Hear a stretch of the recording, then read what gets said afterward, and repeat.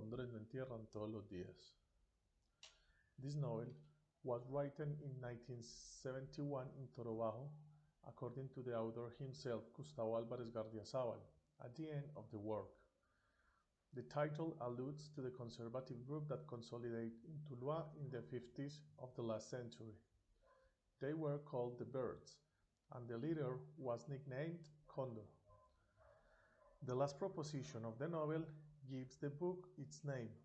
As can be guessed, if the ringleader was León María, who was nicknamed as already stated, the Cóndor, then logically it is he who dies and is buried. The work is set during the period of violence in Colombia, specifically in Tuluá, around 1953, although there are events that take place before and after this date.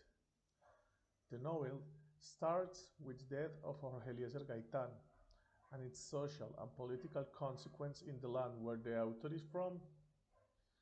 All the actions revolve around León María, a conservative perfectly characterized by Álvarez Gardiazabal, jealous of his wife and his political party with radical behavior and thoughts, and with two names that oppose each other, but that describe him: León, who is the strong one, the devourer and king of a jungle that is lost between the limits of bad politics and social conflicts, and Maria, on the other hand, represents the fragile part, the asthma diseases, the constant threat of death, how vulnerable he was after all. From the beginning, she defends the Salesian school that was going to be demolished by the furious liberals because of Gaitán's death. Later, he may deal with some conservative from nearby regions to consolidate the conservative defense in Tuluá and handle weapons with a criminal group and radical ideologies, unstated by Sebastián Brito Cardona.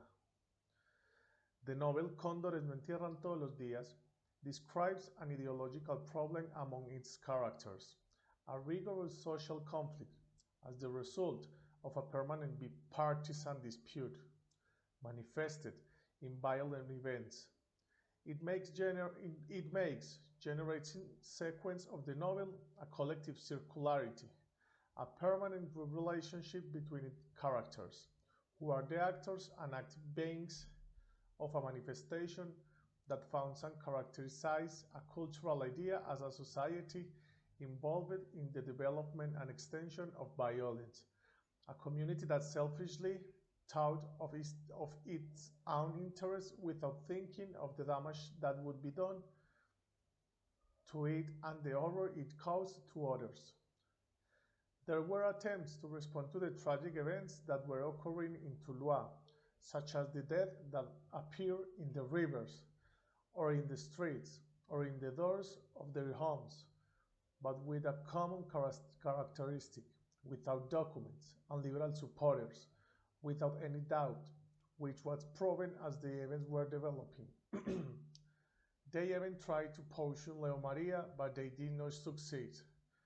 What is certain is that it was a woman, Gertrudis Potes, who put on her pants to confront the Cóndor, denouncing the murder of the radio station announcer who had already been censored on several occasions. The letter that woman sent to El Tiempo was signed by 9 liberal celebrities of Tuluá, who were dying little by little at the hands of the Cóndor's men.